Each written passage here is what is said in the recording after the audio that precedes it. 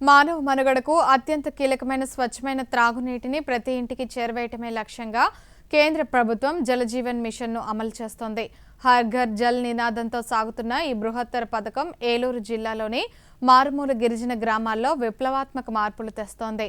వేల సంఖ్యలో కుళాయి కనెక్షన్లు ఇస్తూ గిరిజన మహిళల దశాబ్దాల నీటి కష్టాలను తీరుస్తున్న ఈ పథకంపై ప్రత్యేక కథనాన్ని ఇప్పుడు చూద్దాం.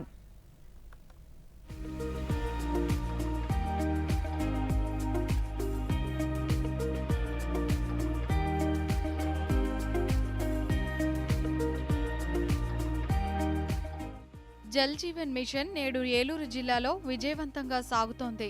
జిల్లా వ్యాప్తంగా 1499 పనుల కోసం ప్రభుత్వం 264 కోట్ల రూపాయలను కేటాయించింది.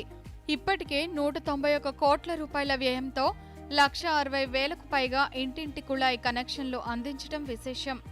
ముఖ్యంగా కుక్కునూరు, వేలేరుపాడు, పోలవరం, బుట్టాయిగూడెం వంటి గిరిజన మండలాలు ఈ పథకంతో కొత్త రూపు సంతరించుకున్నాయి. గతంలో తాగునీటి కోసం కిలోమీటర్ల దూరం నడిచిన గిరిజనులకు ఇప్పుడు తమ ఇంటి ముందే నీరు లభిస్తోంది. పీఎం జన్మన్ పథకం ద్వారా మరో 2,791 గృహాలకు వ్యక్తిగత కుళాయి కనెక్షన్లు అందించింది. జిల్లాలో ఇప్పటి వరకు 87% గృహాలకు కుళాయి కనెక్షన్లు పూర్తయ్యాయి.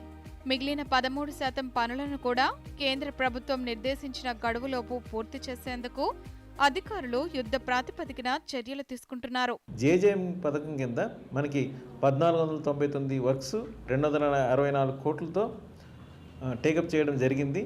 దీంట్లో మనకి మొత్తం డిస్ట్రిక్ట్లో 4,79,752 హౌస్ హోల్డ్స్ ఉంటే మేము జేజేఎం పీరియడ్ అంటే ఆగస్టు 2019 నుంచి ఇప్పటిదాకా 1,60,126 ట్యాప్ కనెక్షన్స్ జేజేఎంలో ఇవ్వటం జరిగింది. దీనికి గాను మేము 191 కోట్లు ఖర్చు చేయడం జరిగింది. ఈ పథకం కేవలం నీటిని అందించడమే కాకుండా కలుషిత నీటి వల్ల వచ్చే రోగాల నుంచి గిరిజన చిన్నారులను కాపాడుతోంది. గతంలో గ్రామంలో నీళ్లు దొరక్క చాలా ఇబ్బంది పడేవాళ్లని ఇప్పుడు కుళాయి ద్వారా మంచినీరు రావడంతో లబ్ధిదారులు ప్రభుత్వానికి ధన్యవాదాలు తెలిపారు.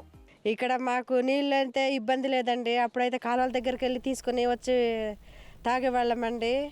ఇప్పుడైతే మోడీ గారు ఇంటింటికి టేపులు వేశారు కదండి, డబ్బులు లేకుండా వేశారండి టేపులు.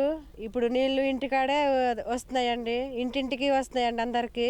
మోడీ గారికి ధన్యవాదాలండి. ఏలూరు జిల్లా గిరిజన పల్లెలో ఇంటి ముందే జలధార లభిస్తుండటంతో గిరిజన మహిళలు హర్షం వ్యక్తం చేస్తున్నారు. ఆరోగ్య భారత్ నిర్మాణంలో ఈ పథకం ఒక మైలురాయిగా నిలుస్తోంది.